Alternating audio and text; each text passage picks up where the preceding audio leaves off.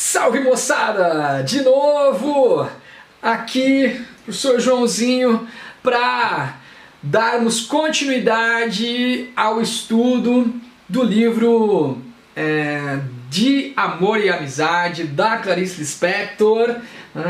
Nós já vimos na primeira parte a biografia da Clarice, as características gerais da Clarice, a gente viu o que é uma crônica, a evolução da crônica, a gente viu a questão do livro mesmo, das crônicas da Clarice, como foram publicadas, e analisamos algumas crônicas na primeira parte, no primeiro vídeo. Agora vamos para esse vídeo todo, passar por todas as crônicas, São 43 crônicas, eu cheguei perto de 10 no vídeo anterior, vou tentar nesse vídeo, talvez passe um pouco de 1 hora, vamos chegar talvez aí 1h10, 1h15, mas não vou passar disso, tá? No máximo 1h20, mas vou passar por todas as crônicas, todas as restantes, chegar ao final desses dois com as 43 mencionadas, resumidas e comentadas, tá?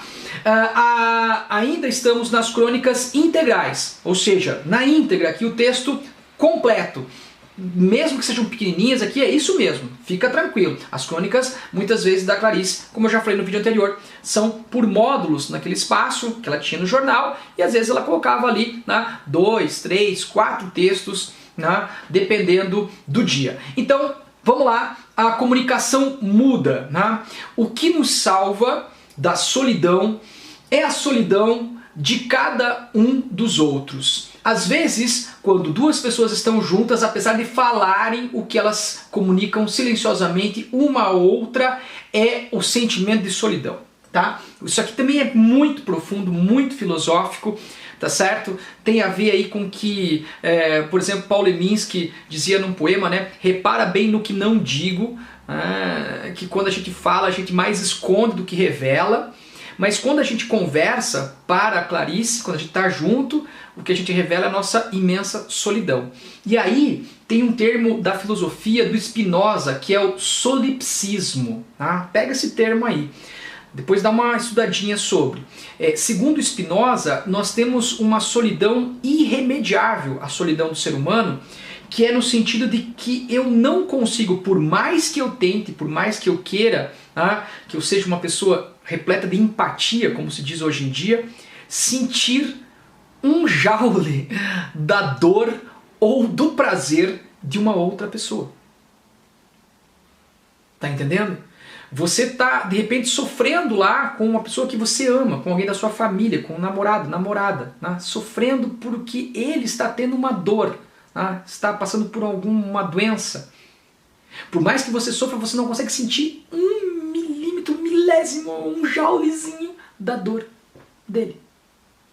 Vamos para o outro lado, a hora do prazer, que dois seres humanos estão mais ligados do que nunca, um literalmente dentro do outro, nós não conseguimos sentir também nada, um nada do prazer do outro. A gente sente a nossa dor, a gente sente o nosso prazer, mas não o do outro. O do outro a gente não consegue. Já tinha pensado nisso? Então estamos condenados a uma solidão. A uma solidão de que ninguém consegue sentir o que eu sinto na mesma proporção, do mesmo jeito. Pegamos aqui um exemplo muito banal. Eu coloco minha mão aqui e você aí que está me assistindo coloca a sua mão do lado. E vem uma máquina e dá uma martelada em nós dois, uma em cada mão, com a mesma força. Uma máquina, com tanto lado de força, vocês que medem lá em física. Ou na minha ou na sua. A minha dor não será igual à sua. A minha pode ser intensa, eu posso ter uma sensibilidade aqui na minha mão, já estou velhinho, não sei o que, e a outra pessoa, nossa, nem senti. Essa é a questão do Spinoza. E a Clarice era muito leitora do Spinoza, não coloquei isso aqui de graça, tá legal? Então, a solidão incontornável de cada ser humano. E o paradoxo, olha a linguagem literária, o que nos salva da solidão é compartilhar com a solidão do outro. Tomando um chazinho aqui, para lubrificar a voz. Então, você tá entendendo? E olha que coisa bonita. Então, já que estamos condenados a essa solidão de não conseguirmos sentir, né, o que o outro sente, o que mais nós podemos fazer é compartilhar a nossa solidão. Ai, que legal, hein, cara? O que atenua a nossa solidão é poder compartilhar essa solidão com outra pessoa. Dizia Cazuza, tem uma música do Cazuza, que diz assim: solidão a dois de dia, faz calor, depois faz frio. Solidão a dois. Spinoza, Clarice Lispector.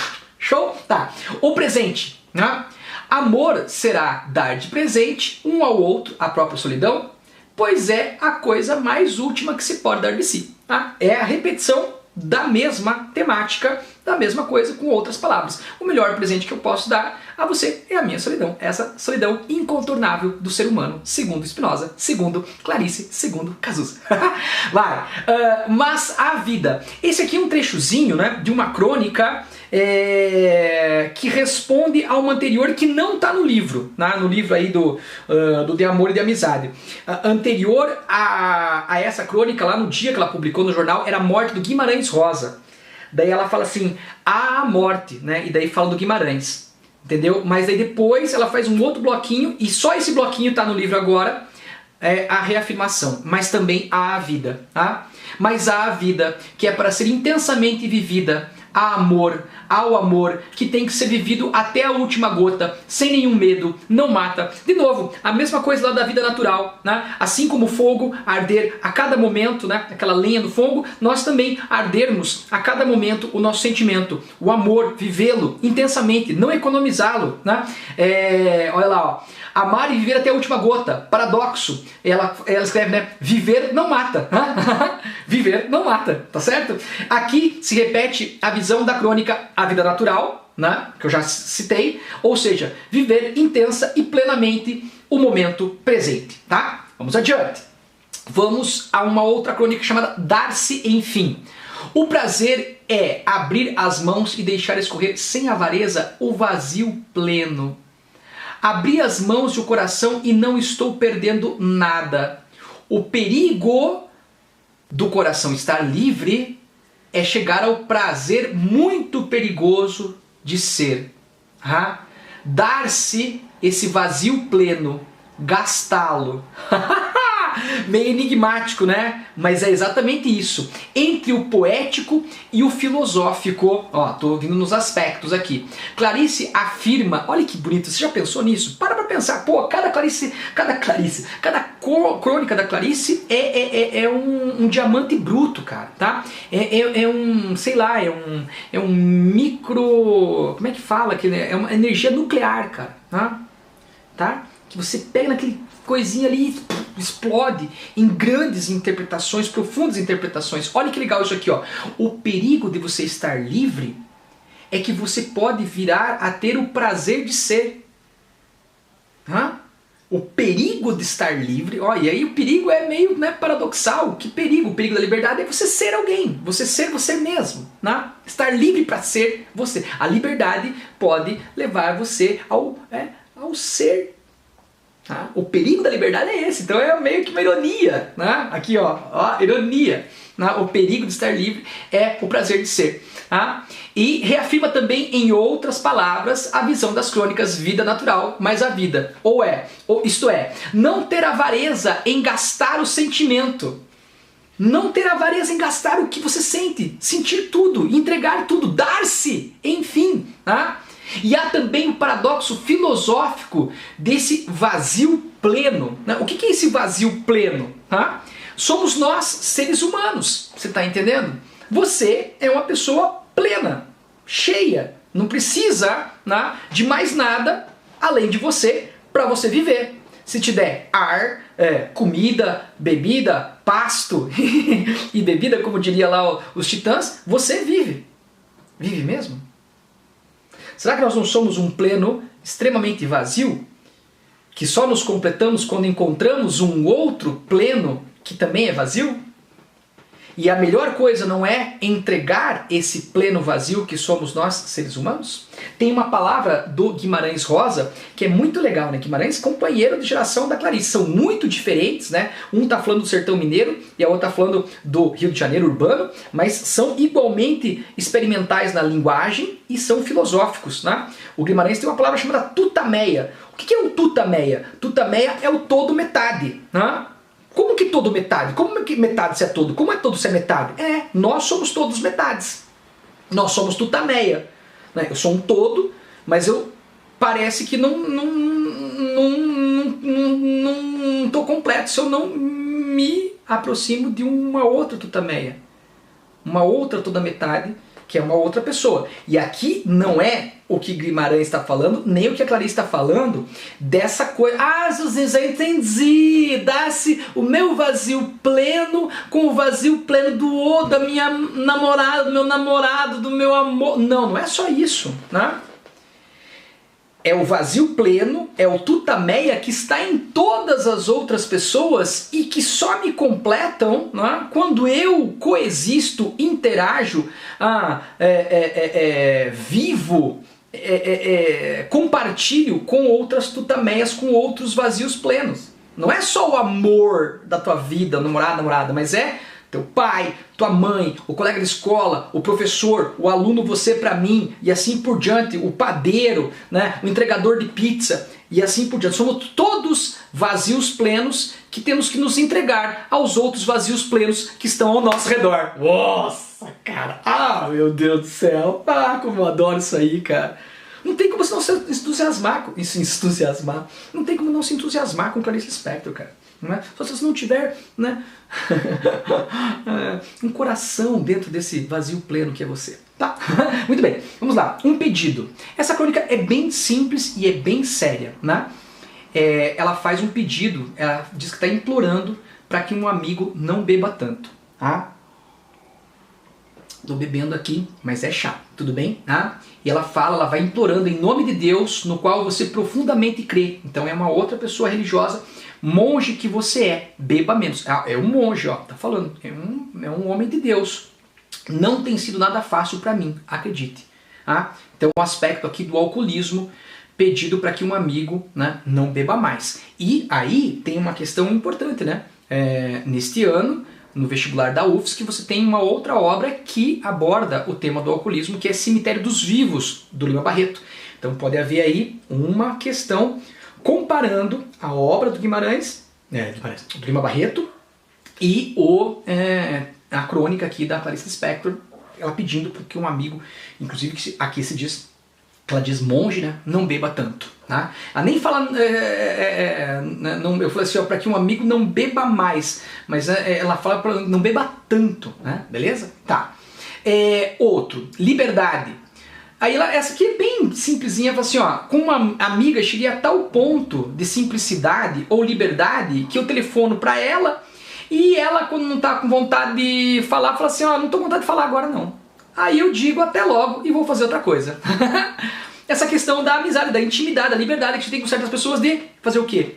De falar a verdade. Né? Só com grandes pessoas, né, que nós conseguimos, com grandes amigos que nós conseguimos falar a verdade plena. Beleza? Valeu? Valeu? Vai pra frente?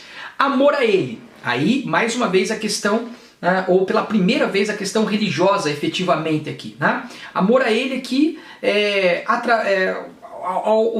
ao transcendente, a Deus. Né?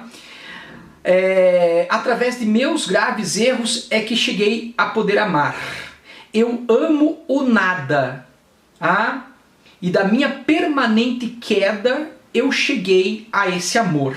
Né? De tu, Deus, que eu amo como quem cai no nada. Né? Então, de novo não, eu acho que é pela primeira vez uma crônica em que ela tematiza diretamente a questão religiosa. Né? Então, aspectos. Através dos erros é que se chega ao amor. Amor ao nada. Esse nada é o Deus, né? Que nós não sabemos o que é, o grande mistério. Amor a nada como quem cai. Amor a Deus como quem cai no nada, né? Nesse abismo, de se jogar, né? Numa fé, numa crença. Ao mesmo tempo é enigmático, filosófico e existencial a questão da religiosidade e da espiritualidade. que vão ser retomadas várias vezes nos contos de Clarice. Não adianta, nas crônicas de Clarice, nos contos também, mas aqui estamos falando das crônicas. Saudade. Deixa eu tomar mais um golinho. Saudade é um pouco como fome. Só passa quando se come a presença. Então aqui está fazendo uma símile, uma comparação da saudade com a fome. Depois a presença é pouco. Quer se absorver a outra pessoa toda. Um ser o outro. E aqui, isso aqui é também espetacular, sensacional, cara. Porque, vamos lá, olha o que eu escrevi aqui, é uma símile, né? Há uma comparação da saudade com a fome, comer a presença do outro e às vezes mais, absorver o outro inteiro. Não é só comer, né? Mastigar, deglutir, eliminar, né? Excretar. Não, é absorvê-lo. Vontade de ser o outro. Olha que legal isso. Talvez algo mais intenso e mais radical ao que chamamos hoje de empatia. O que é empatia? Mais do que olhar para o outro, esses invisíveis, né? Ou olhar como o outro, que é empatia, ou tentar sentir como o outro, né? Que é uma impossibilidade, segundo Spinoza, mas tentar sentir empatia. Empatia é ver o outro, né? Tentar olhar como o outro, né? Me pôr no lugar dele, sentir como o outro. O que se propõe é mais do que isso. Ela fala, não é ser como o outro. Também, que daí é meio que eu deixar de ser eu para ser igual ao outro, mas é ser o outro. Isso é muito mais radical, né? É mais radical até do que a tolerância pregada hoje em dia, mas não é a tolerância, é a coexistência, é um se tornar o outro, que é o princípio inclusive das religiões, né? A religião cristã, por exemplo, né, ser um com Cristo e Cristo ser um com você, né, você juntar-se à divindade. E por que isso não no plano humano? Né? Coexistir de tal forma que sejamos o outro, não como o outro, mas o outro. É o que ela está propondo aí, né? Nesse grande texto de pequenas proporções chamado Saudade.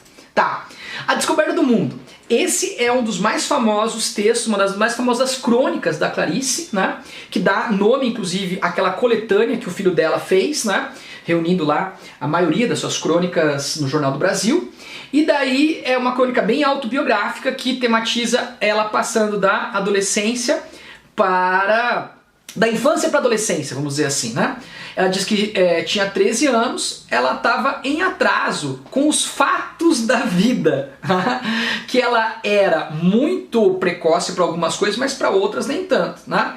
E ela tinha uma ignorância, né, em relação a isso, aos fatos da vida, ou seja, a relação carnal, sexual entre homens e mulheres, né? E talvez ela fizesse isso para manter ingênua, para poder continuar sem culpa a pensar nos meninos. Sim, ela acha que sim, né? As colegas contavam anedotas a respeito de sexo, né? E ela não entendia, mas fingia compreender, né? Até que um dia ela conta para uma amiga íntima, e que não sabia o que era, do que elas estavam falando, o que era sexo, né? Aí a amiga na esquina, né, se propõe a contar pra ela. Você fingia tão bem, a gente nem pensava que você não sabia, mas eu te conto, ali na esquina mesmo, né? Ela própria se encarregou ali na esquina de me esclarecer. E quando ela contou pra Clarice, ela ficou, meu Deus, paralisada, perplexa, cheia de terror, indignação, a inocência mortalmente ferida. Mentalmente eu gaguejava. Isso é sensacional, cara. Gaguejava mentalmente. Não sabia o que pensar. Jurei alto que nunca iria me casar. Depois, né, passei a achar esse modo de uma grande perfeição. Né? Eu me transformara numa mocinha alta, pensativa, rebelde, tudo misturado, bastante selvageria e muita timidez. Tá certo? Né? Olha a passagem. É um tema importantíssimo de Clarice. Passagem da infância para a juventude, a passagem, o amadurecimento, tá? Mas antes sofri muito. Ela diz que isso poderia ter sido evitado se um adulto responsável se tivesse encarregado de me contar como era o amor. Lembre-se que ela está com 13 anos, ou seja, sua mãe morreu com 12, né? ela tem as irmãs, tem o pai, mas ninguém falou isso para ela. Então isso é importante e pode ser comprado no vestibular, né? A presença do pai, de pessoas mais velhas para educar, para ensinar. Mas, mesmo depois de saber de tudo, o mistério continua intacto, né? Então ela se apaziguou com os fatos, os mistérios da vida. Continuo surpreendida com os caminhos secretos da natureza, até hoje com pudor feminino, mas juro que a vida é bonita. Cara, olha que legal isso, olha quanta coisa para tirar dessa crônica, beleza? Então mistura autobiografia, visão sobre a infância versus o mundo adulto, a questão do sexo, do amor, né? Que ela vai chamar de mistérios da vida, a condição humana, o pudor adulto diante dela, a condição humana não, a condição feminina e o pudor ainda, que ela sou mulher, então essa coisa dos perfis diferentes do homem e da mulher, né? Ela acredita nisso, né? E ela tem um pudor feminino, né?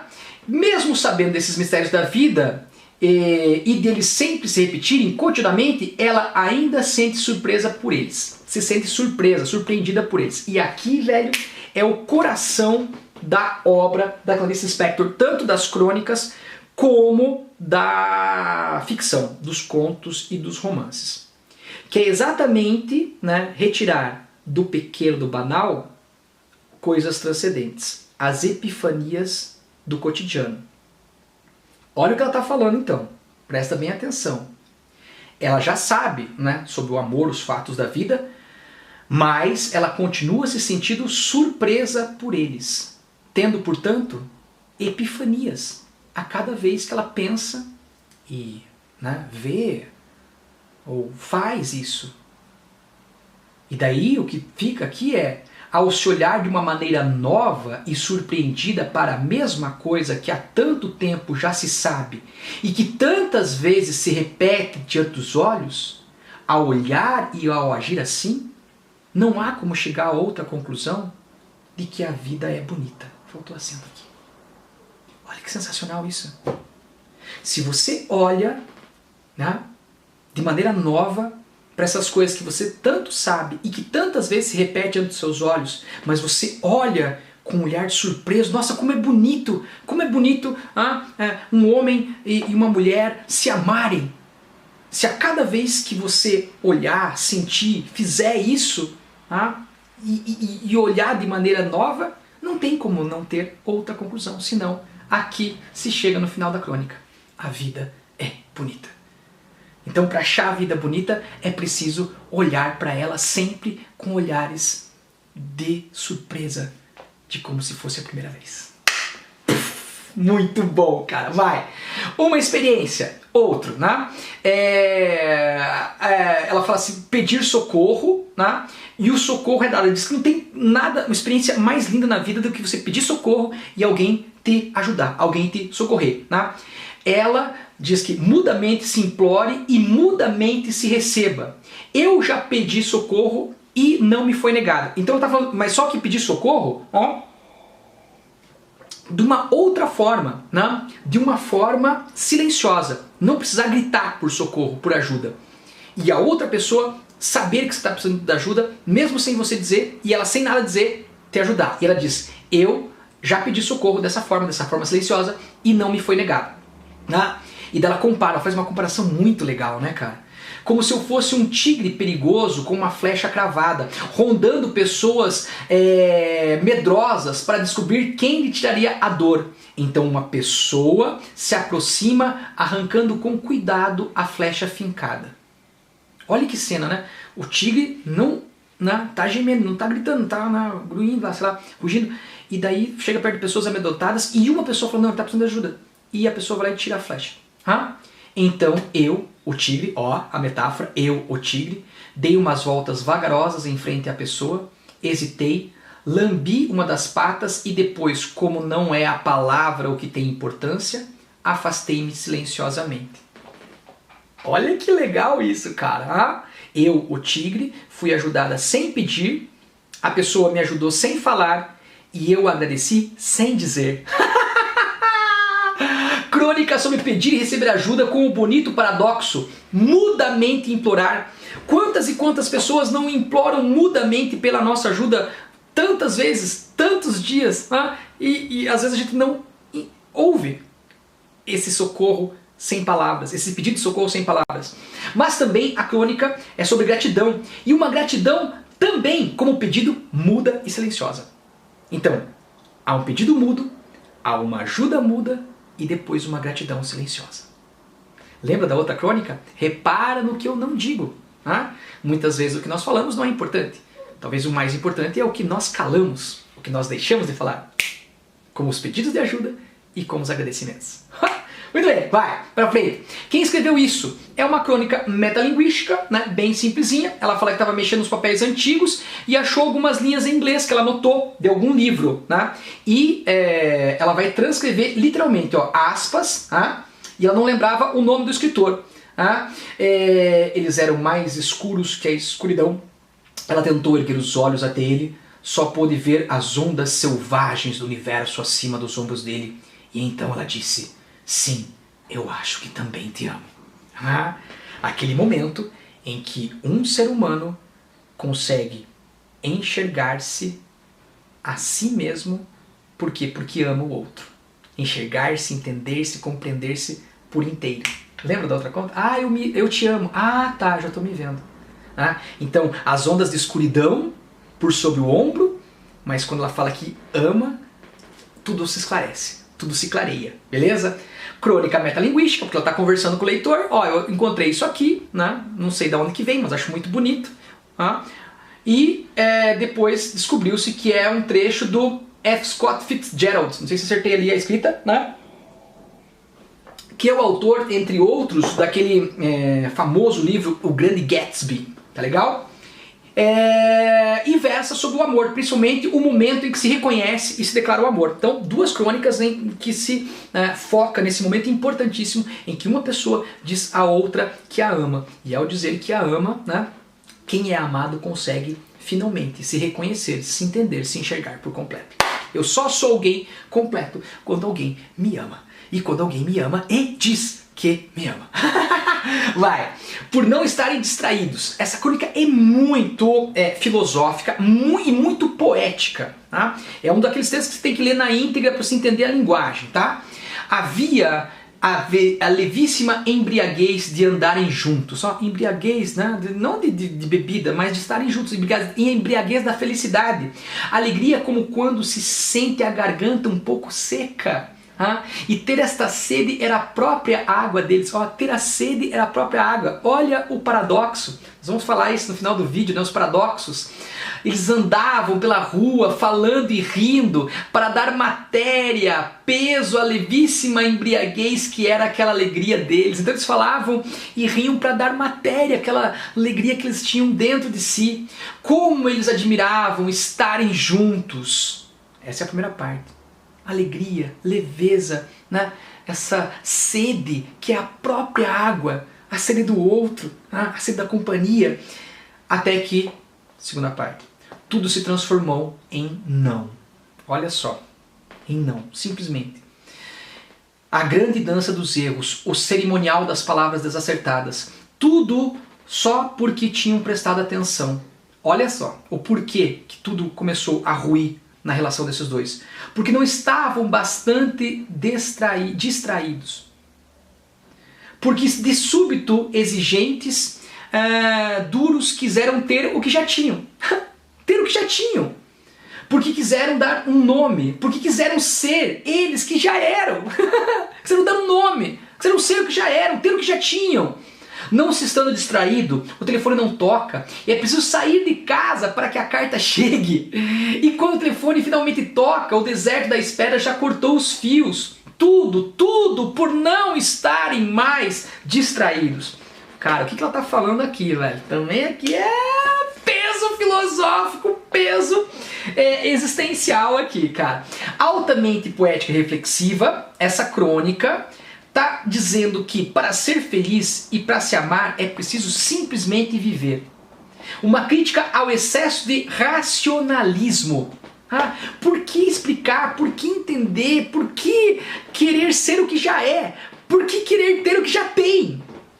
Aqui está se dizendo, né, para a pessoa e os casais e as relações humanas de mesada e tudo só existirem.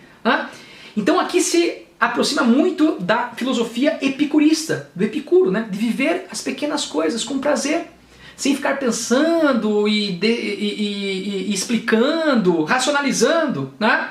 E também se assemelha a Alberto Caeiro, que é um heterônimo do Fernando Pessoa, que tem exatamente essa mesma visão. Viver é sentir o perfume das flores, por exemplo, e não explicá-las. E o Paulo Leminski, que também tem um livro chamado Distraídos Venceremos. Exatamente o mesmo termo. Distraídos venceremos. Ou seja, uma forma de viver sem preocupar-se demais, sem querer explicar demais as coisas. Ok? Show de bola? Vamos adiante. 3 encontros que são 4. Ela vai falar de 3 pequenos encontros, né? O primeiro que ela encontrou uma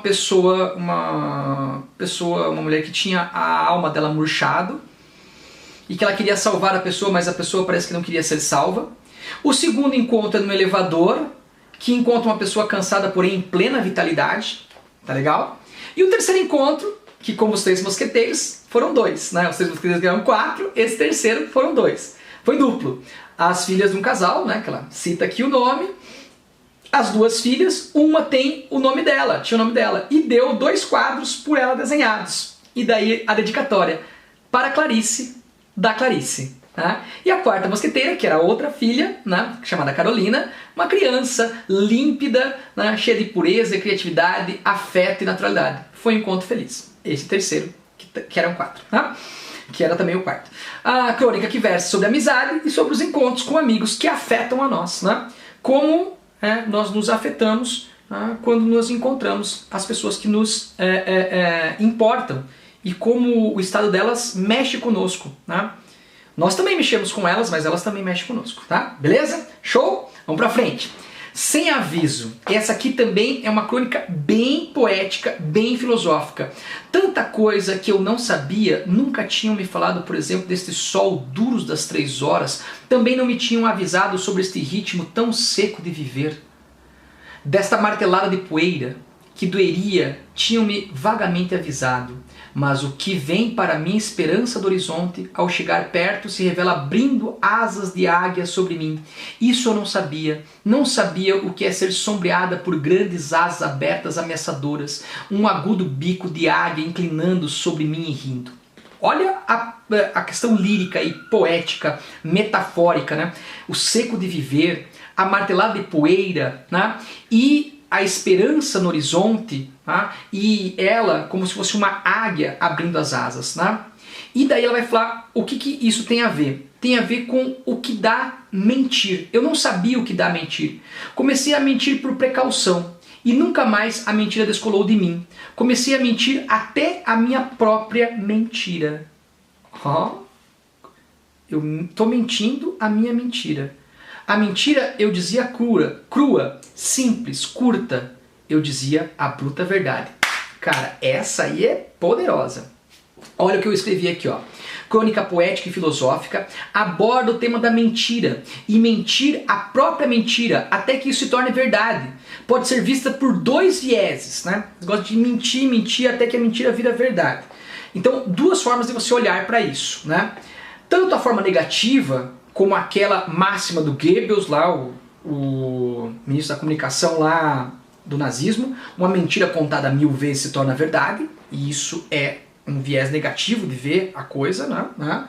Que é algo errado de se fazer, você ficar mentindo até que aquela mentira vire verdade, tá? Mas também pelo aspecto positivo, ao aproximar a mentira da ficção, da invenção, da arte, que apesar de não ser verdade, pode ser muito verdadeira. Isto é, dar sustento e sentido ao artista e ao público.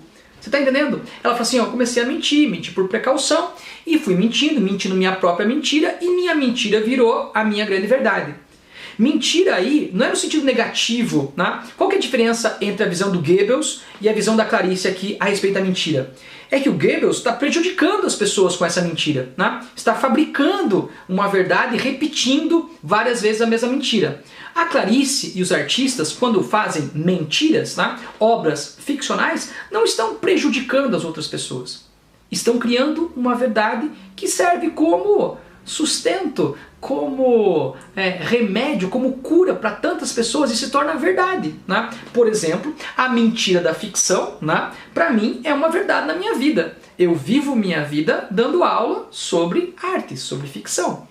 Para mim é uma grande verdade as mentiras que os escritores, as escritoras contam ao longo da história e transformam em literatura. Ah, sensacional, vamos pra frente, vamos lá. Amor e Morredouro. Essa é uma crônica meio metalinguística e também é uma crônica engraçada, né? Cômica até certo ponto, mas também com algumas conclusões sérias, tá?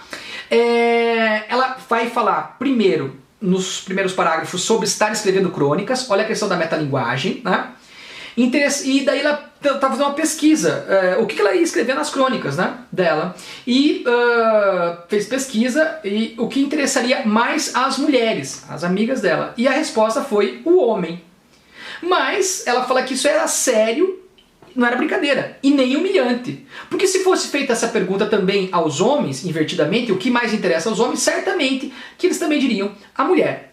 E daí ela começa a contar um fato, que ela foi cantada, chavecada, não sei como é que vocês usam a palavra hoje, né? Flertada por um taxista espanhol.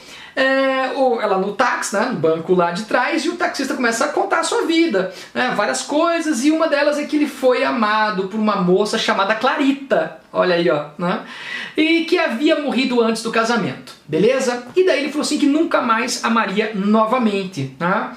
Que ele veio pro Brasil, tá? Relações com várias mulheres, várias namoradas, mas amar de novo, nunca mais, né? Ficava com várias mulheres e vivia a vida, mas amor, amor, nunca mais. E ele morava numa bela casa em Jacarepaguá, né? Com árvores, não sei o que, um bom jardim, não sei o que. E a Clarice responde de maneira inocente que gostaria de descansar uns dias num lugar desses. Bem de boa. Ah, que legal, você tem uma casa assim. Eu gostaria de passar um dia num lugar desse, não sei o quê. E o cara pensou que ela estava flertando com ele, velho. E daí o taxista, numa voz carregada de intenções: a senhora quer mesmo? Podes vir. Com sotaque espanhol. E daí a Clarice ficou toda nervosa, ela não esperava aquilo. Ela falou assim, olha a questão cômica. Não posso, vou me operar, vou ficar muito doente. Depois ela fala assim, meu Deus, que sufoco. E diz que só iria entrevistar, né, nas próximas corridas motoristas bem velhinhos, para não ser, né, cantada, né, no carro, assediada, né? Mas foi um assédio bem leve, né? Não podemos chamar que foi um assédio, né? Foi só uma cantadinha. Eu acredito que podemos ler assim. E depois ela volta a um diálogo com os leitores. O final dessa história desilude, mas é que não posso mentir para agradar vocês. Ou simplesmente não tem nada além disso. O cara falou pra eu ir lá na casa dele, eu falei que não vou, né? E daí ela disse que o motorista espanhol tinha contado outras histórias, né? Mas só quando ele falou do amor imorredouro, olha o título da crônica, ou seja, o amor que nunca morreu, aquela mulher que ele amou e que morreu antes do casamento, morreu a pessoa, mas o amor não morreu, ele nunca esqueceu dela, tá? É que Clarice realmente prestou-lhe atenção, tá? E é ali que começaram a ter uma verdadeira conversa. Então fica aí que o tema do amor é quando as pessoas realmente acabam se mostrando às outras pessoas, né? Se revelando às outras pessoas. E a Clarice termina com uma técnica típica dos romances flitinescos do século XIX, né? Para entreter o leitor, para o leitor na outra semana, né? Como lá nos folhetins do século XIX, tem interesse de continuar lendo. Ela fala assim, talvez na próxima crônica da semana seguinte, ela vai escrever outra história que o taxista contou. Talvez, conto no próximo sábado, mas acho que não interessa. Então, o tema da própria escrita, né? A relação homem-mulher, o humor e a conversa com o leitor. Beleza? Show de bola? A favor do medo. E essas crônicas conversam, a anterior e essa, né? Desse receio que a Clarice tinha de se relacionar com pessoas estranhas ou ou pouco conhecidas, né? Ela diz que foi convidada por um homem, um cavalheiro civilizado, para dar com ele um passeíto. Olha a palavra, passeíto, né? O neologismo. E ela achou isso uma delicadeza monstruosa. Olha o paradoxo. Delicadeza, né? Que foi a palavrinha passeíto, mas monstruosa. Porque essa palavra encerrava em si, né? Segundas, terceiras intenções. E ela ficou ridiculamente assustada diante desse improvável perigo. Talvez não houvesse um perigo real em ela sair com o cara, aceitar o convite. Mas ela diz que tem um medo ancestral, tá? Lá da época dos ancestrais das cavernas, que algum hominídeo lá das cavernas acabou fazendo alguma proposta, um convite desses e acabou sendo ruim, acabou sendo mal e ela acaba lá nas cavernas recusando e hoje também, né? Essa terrível ameaça de uma doçura. Então, é doçura, mas pode ter uma terrível ameaça por trás. Então, ela diz que o homem não insistiu, se retirou, e ao contrário de arrepender-se, ela, muitas vezes a pessoa, me arrependi de não ter aceitado. Não, ela diz que é a favor do medo, que é bom, é bom poder cair em medos, ter um coração de esguelha. O que é esguelha? Que se esquiva, que isso é faro, sabedoria, esperteza de instinto. Ser desadaptada é a sua grande sabedoria. Olha o neologismo, desadaptada, tá? Não é inadaptada, é desadaptada, né, a essas questões, né, de relações fortuitas e assim por diante. Atentar às construções antitéticas e paradoxais, extremamente literárias, como terrível ameaça de uma doçura e o neologismo desadaptada. Acabei de falar, tá? Vamos adiante, tá? Tô seguindo aqui meu tempo. Muito bem, Amor. Esta é uma das crônicas importantes do livro, assim, das mais importantes, na minha opinião, né? Que ela diz ter visto, certo dia, um homem carregando seu tranquilo cachorro por uma coleira. Olha a coisa corriqueira, olha a coisa comum. Só que ela prestou atenção e de repente ela perguntou para o homem e o cachorro não era cachorro, era um coati. Um coati. E o cara com uma coleira carregando como se fosse um cachorro. Então era um coati que pensava ser cachorro. Esse coati nem sabia quem era. Um animal, e daí ela, depois desse episódiozinho, ela vai e começa a pensar, né, e elaborar a crônica, certo? O animal pensaria à noite melancólico, olhando as estrelas. Que tenho afinal? Que me falta? Sou tão feliz como qualquer cachorro. Por que então este vazio e esta nostalgia? Ela entrando agora, veja só. Lembra aquele negócio da Clarice perscrutar o pensamento humano, né? A psicologia, a psique humana? Lá nos seus romances, nos seus contos, aqui na crônica também.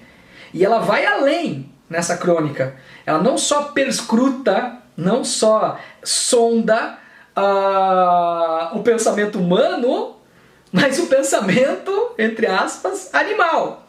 Claro que isso aqui é uma analogia, mas ela está lá entrando nos prováveis pensamentos do coati. O coati pensando, cara, eu sou tão feliz, né? Eu sou um cachorro tão bem cuidado, bem na boa. E por que eu não me sinto tão bem? Por que eu sinto esse vazio? Por que eu tenho essa nostalgia? E o homem era o único que poderia livrar o coati-cão dessa dúvida. Nunca, porém, o homem diria, por medo de perder o coati para sempre. Ela então pensa no amor e gratidão que o cão coati sentia por seu dono e a iminência de um ódio. Por que o coati sentiria ódio? Porque por dentro não há como a verdade deixar de existir. Então, por mais que o dono tratasse o coati como cão, esse vazio que ele sentia é essa verdade que nunca pode deixar de existir. A verdade da sua essência. Quem você é realmente. Clarice supõe que de súbito o coati se deparasse com outro coati e o mistério de sua verdadeira natureza se revelaria. E daí ele tinha direito de massacrar o homem com ódio pelo pior que se pode fazer a outro ser. E o que é o pior que se pode fazer a outro ser? Adulterar-lhe a essência a fim de usá-lo. Nossa, cara. Nossa, velho. Só isso aí, cara, já dá mais 1 hora de vídeo. A pior coisa que se pode fazer com um outro ser é adulterar-lhe a essência a fim de usá-lo. Precisa falar mais alguma coisa? Quantas e quantas pessoas abafam, né, e impedem aflorar a essência do outro apenas para usá-lo de maneira que ele seja não o que ele é, mas aquilo que eu quero e preciso que ele seja. Ai, caramba! A cronista então conclui: eu sou pelo bicho e tomo partido das vítimas do amor ruim. Ó, amor ruim. Mas imploro ao Coati que perdoe o homem e que o perdoe com muito amor antes de abandoná-lo. É um pouco mais ou menos justificável quando se faz isso por amor. Mas como ela falou naquela outra crônica, amor demais também é ruim. É esse amor demais, esse amor ruim, que pode, por vezes, deturpar, apagar, solapar a identidade, a essência do outro. Vai! Aspectos. A crônica sobre essência e identidade, amor e perdão. Mas sobre o amor equivocado, exagerado, distorcido, possessivo, que para ter o ser amado, subtrai-lhe a essência e a identidade. Esse amor ruim, esse amor exagerado, que já não é mais amor. Show de bola! Só que aí é muito importante, essas duas crônicas são muito importantes porque uma dialoga com a outra. Então, ela, no mês seguinte, essa crônica foi publicada em setembro, em outubro, ela vai remeter-se a essa crônica. Em outubro ela vai escrever Amor, Cão, Coati, masculino e feminino. E ela diz que vai, alguns leitores me lembram, no mês passado eu falei sobre aquilo e agora eu vou complementar. Volta ao episódio narrado e em seguida afirma que um leitor contou outra história. Então, lembram leitores lá do cão, do Coati, do dono, tal, e ela fala que um cara, um leitor, foi lá e mandou a continuação da história. E é uma história muito louca, cara. Que daí conta que o Coati era filhote e seu pai, brutal e covardemente, foi morto por caçadores. O pai daquele Coati lá que foi criado como cão. A mãe do Coati resolveu aceitar a companhia de um cachorro. Então, a mãe Coati, casou-se com um cão e o cão, o padrasto, criou esse Coati. E quem primeiro tentou lhe adulterar a essência do Coati órfão, não para transformá-lo em cachorrinho, mas deixar bem evidente que quem nasceu Coati jamais teria a dignidade de ser um cachorrão. Olha que negócio aí, cara. Olha a analogia que está por aí. Assim lá como o dono e o Coati estavam falando das relações humanas, aqui também. Não, você é Coati, o cachorro diz, e você nunca vai deixar, nunca vai chegar a ser um cachorrão. Beleza? E ele passou a sonhar em ser cachorro, até encontrar alguém que paternalmente lhe colocasse uma coleira. Aí tá simples, só que a segunda parte é muito fantástica. Eu vou pedir para vocês lerem lá a crônica na íntegra, porque daí vai falar-se do passado do homem também, do dono, e daí é muito louco, cara. É uma literatura próxima da literatura fantástica, que diz que o dono, o pitoresco da história é que o homem que se transformou no dono do Coati também foi criado por um cachorro e mamou numa cadela, A história é que a mãe dele foi escrava de mercadores e daí ela teve o filho como escrava e daí o leite estava muito fraco e daí do outro lado tinha uma outra mulher, talvez escrava, que tinha o leite forte, uma cachorra que dera a luz a um ser humano e que tinha o leite muito forte. Aí essa cachorra vai alimentar o filho da escrava, que seria o dono, e a escrava vai alimentar o humano, o filho da cachorra. Cara, é louco, é doido. Eu sei que tá parecendo muito estranho, mas vai lá e lê pra você ver. É uma literatura meio fantástica. Bom, vamos lá. Até que esse cara vai, alimentado por uma cachorra, tá certo? Ele vai ficar adulto e, quando adulto, ele tentou adotar um Coati, como se esse fosse cachorro, e quis amá-lo como se fosse gente, sabendo que o amor, se é amor, nunca pode ser ruim. Não é isso que a Clarice pensa, é o dono do cachorro Coati que está pensando. Tá? E daí ela fala que pode ser ódio disfarçado. A grande tarefa, no final, é o encontro da essência perdida, a conquista da integridade, a realização da totalidade. A tarefa é o espírito. Meio filosófico, transcendental aqui. Deixa eu tentar explicar para vocês. O diálogo, primeiro aspectos, o diálogo entre as crônicas, né? Da própria autora, o intertexto, ela citando, né, um texto anterior dela e complementando aqui. E também a questão da identidade, a essência. Porém, a identidade nesta crônica ganha um novo elemento, o elemento da mudança. Talvez o que Clarice sugira aqui para complementar a crônica anterior é a de que seja necessário respeitar a essência da pessoa sem limitá-la de forma a tirar-lhe a liberdade de, ainda que respeitando a identidade, poder transformar-se e mudar. Lembra a questão da dicotomia lá que eu falei no conto, na crônica lá, pão e ouro, né? Dom Quixote e Sancho Panza, feijão e sonho? Aqui também tem uma outra questão dicotômica, que é não apagar a essência da pessoa, né? Respeitar a sua identidade, mas também, respeitando essa identidade, dar liberdade para a pessoa mudar quando ela quiser, inclusive para ser fiel à sua identidade, mudar não para sair dela, mas para às vezes até ser mais fiel, né? E é ali a partezinha em que o pai, padrasto, cachorro, vai lá e fala pro Coati: você nunca vai ser cachorro, porque você nasceu Coati. Entendeu?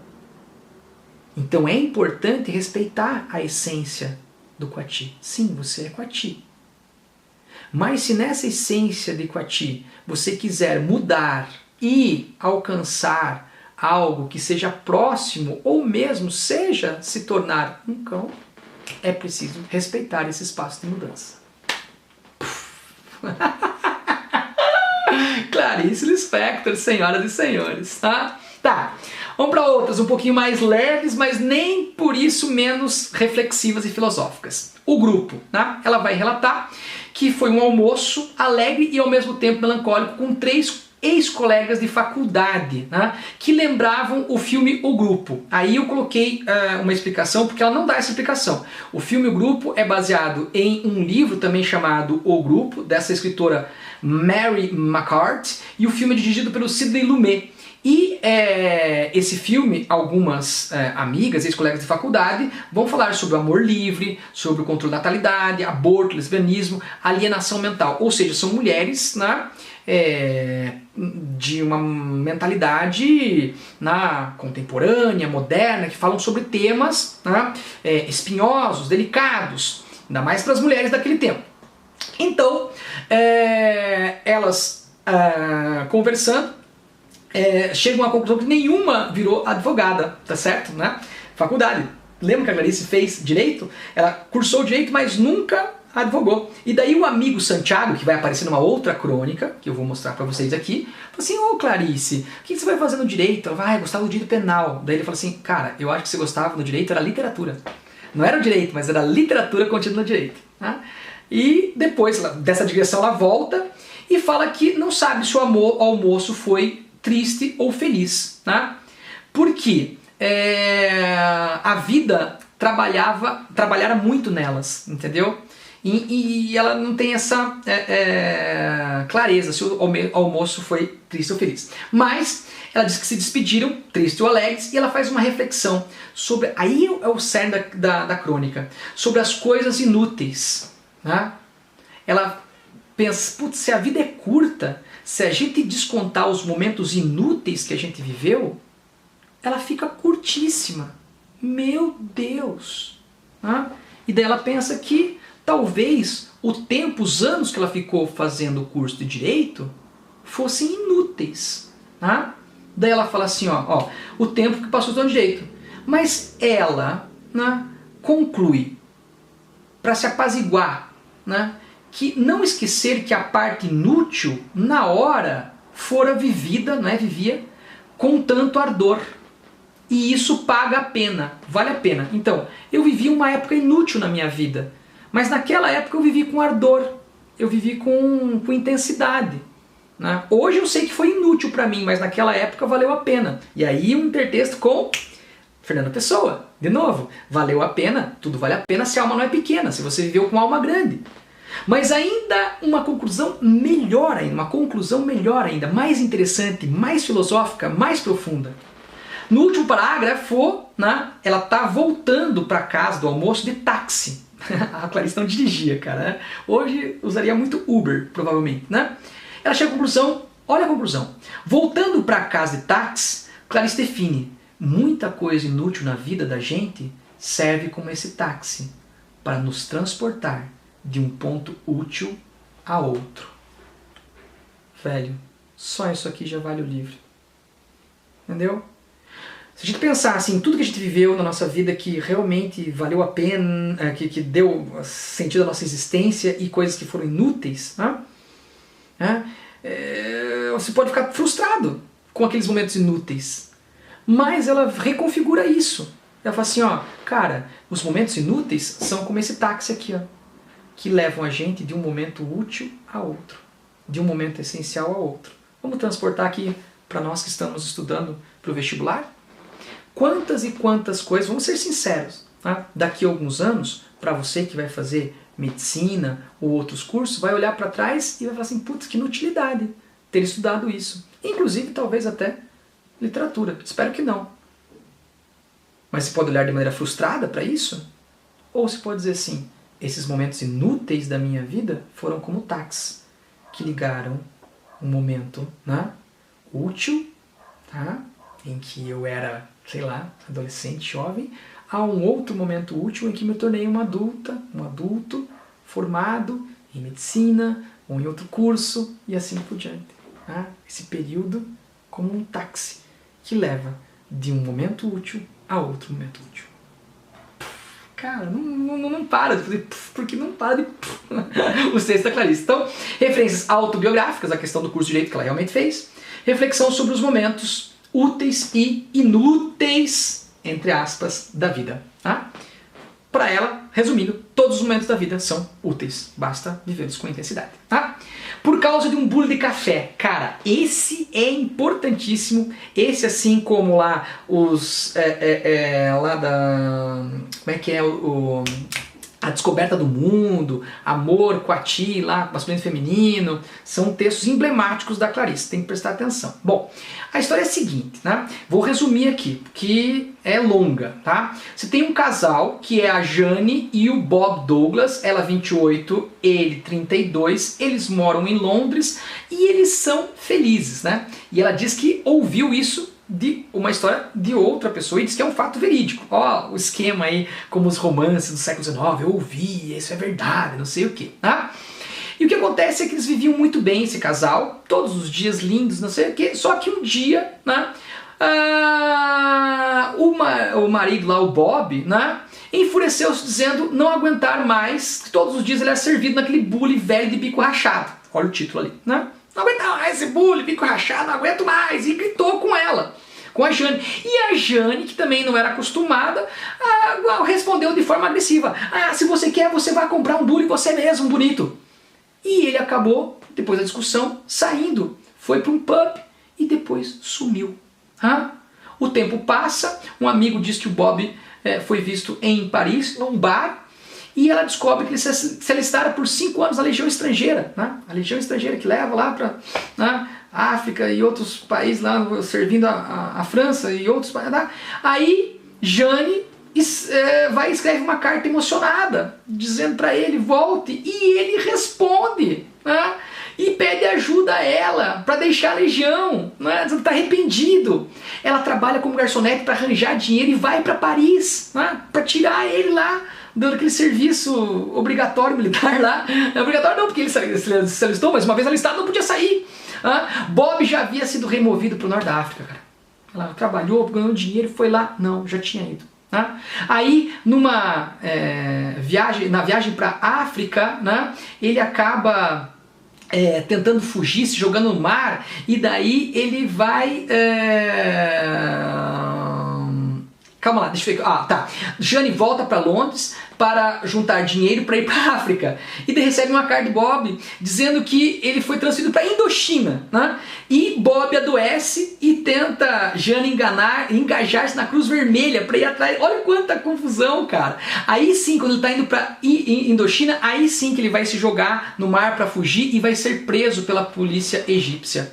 Em Londres, Jane suplica as autoridades para repatriarem seu marido e termina dizendo a verdade.